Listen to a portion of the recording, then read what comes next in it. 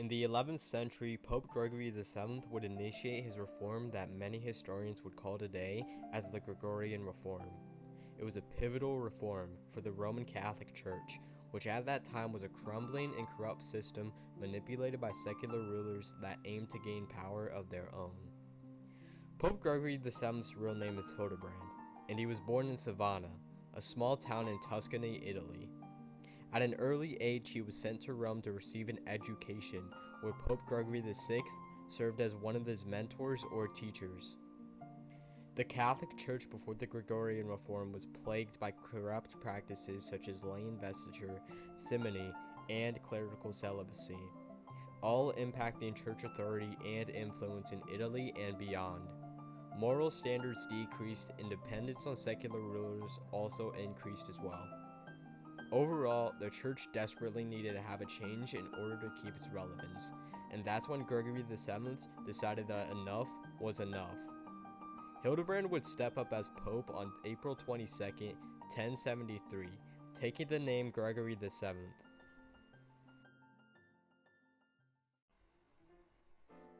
The investiture controversy was a conflict spanning across Europe between secular authority and religious authority. It involved the union of Germany, Burgundy, much of Italy, France, and England. It's important to know what investiture was, and why it became such a big conflict to fight over. Investiture was the nomination of bishops and abbots by rulers, kings, or emperors in a ceremony. Doesn't sound that bad, right? Investiture actually benefited all parties, and even the Pope himself accepted it. So why was it so controversial then? Well, Gregory wanted to increase church influence across Europe, and especially Italy. But rulers like Emperor Henry IV of Germany nominated bishops and abbots into Italian territories that already held a bishop installed in them by the church. This threatened church authority in Italy, which is not good for what Gregory wanted.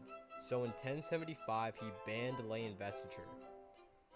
In 1076, the increasing estrangement between Henry IV and Gregory VII would lead to Gregory eventually excommunicating Henry. The excommunication threatened Henry's authority in Germany, with the potential to spark rebellion in the territories he held. To ensure that this doesn't happen, he sought reconciliation with the Pope via the famous Walk to Canossa in January of 1077.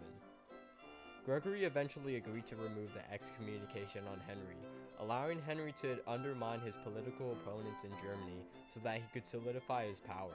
Henry IV would then violate the conditions imposed by Gregory, and along with the German and northern Italian bishops, renounced obedience to the Pope, resulting in a power struggle between them.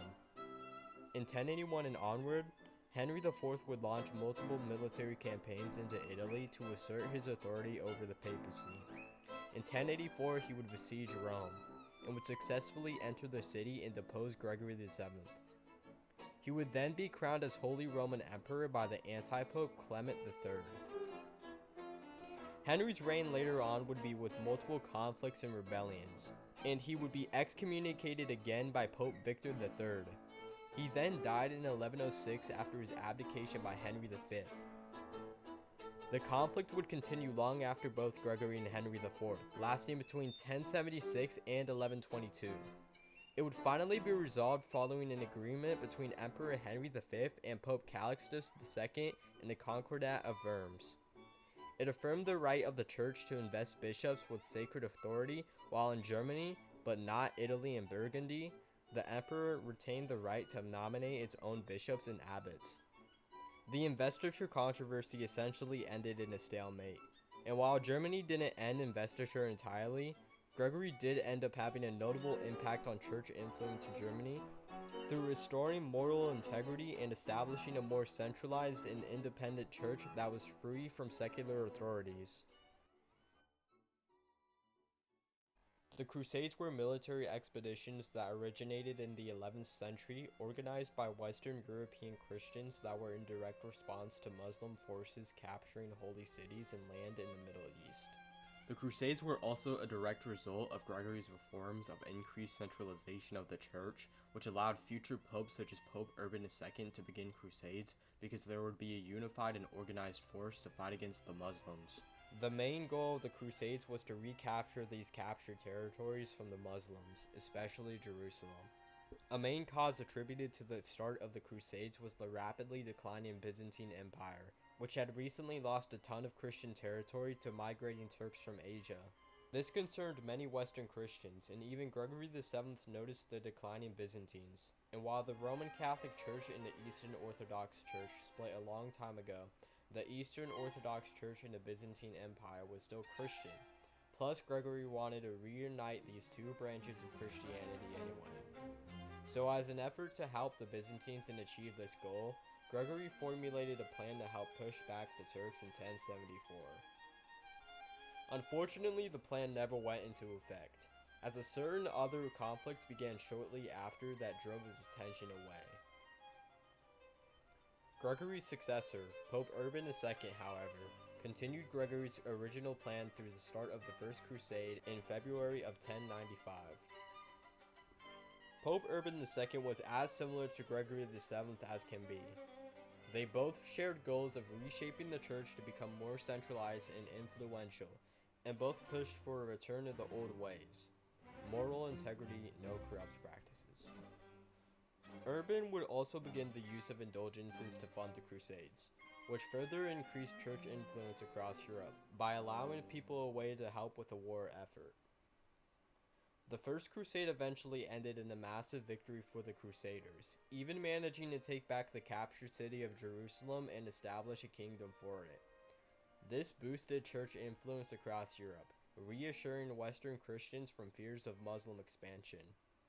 But the victory was short-lived, and the many crusades that occurred after the first ended mostly in failure, especially the Fourth Crusade. The Fourth Crusade was another ambitious expedition by Pope Innocent III to recapture Jerusalem, which was lost in the Third Crusade. It began with the Crusaders initially planning to attack Egypt, the center of Ayyubid power, a powerful Muslim dynasty. But the Crusaders were faced with a problem, which was the lack of naval transport. The Crusaders would reach out to Venice to negotiate naval transport, but few Crusaders would actually arrive in Venice, leaving them unable to pay full price for transport. In response to this, Doge Enrico Dandolo, ruler of Venice, came up with a compromise to have the Crusaders attack the rebellious Christian city of Zara to recapture it for the Italians in exchange for more ships. The Pope did not take this act well. It would subsequently excommunicate both the Venetians and the Crusaders. This was later lifted.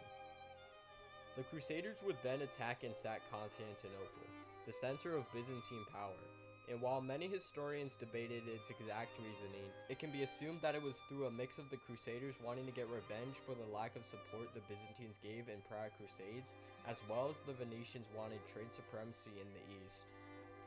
The sacking of Constantinople would temporarily end the Byzantine Empire, and in its place the new Latin Empire and other smaller territories controlled by the Crusaders was created. Through the creation of the Latin Empire from the ruins of the Byzantine Empire, the Church gained a boost of power and influence in the East, but severed relations with the Orthodox Church. All in all, the Crusades at first helped boost church influence through the leadership of Pope Urban II, who was heavily influenced by Pope Gregory VII. But through political decisions and economic maneuvers, objectives slowly changed to a cheap way for leaders and rulers to obtain more influence and power of their own. The Gregorian reform at the end of the day was very influential in the fact that many events would not have occurred or would be significantly changed without it. Through Gregory's efforts, he created a church that was far more powerful and influential than the church before. And today, many historians regard him as one of the most important popes in the history of the Roman Catholic Church. Without Gregory, the church would be nowhere near as influential as it was by the time of the Protestant Reformation. And events such as the Crusades may be significantly changed because there may not even be a Pope Urban II to begin the Crusades, or his philosophy would be significantly changed.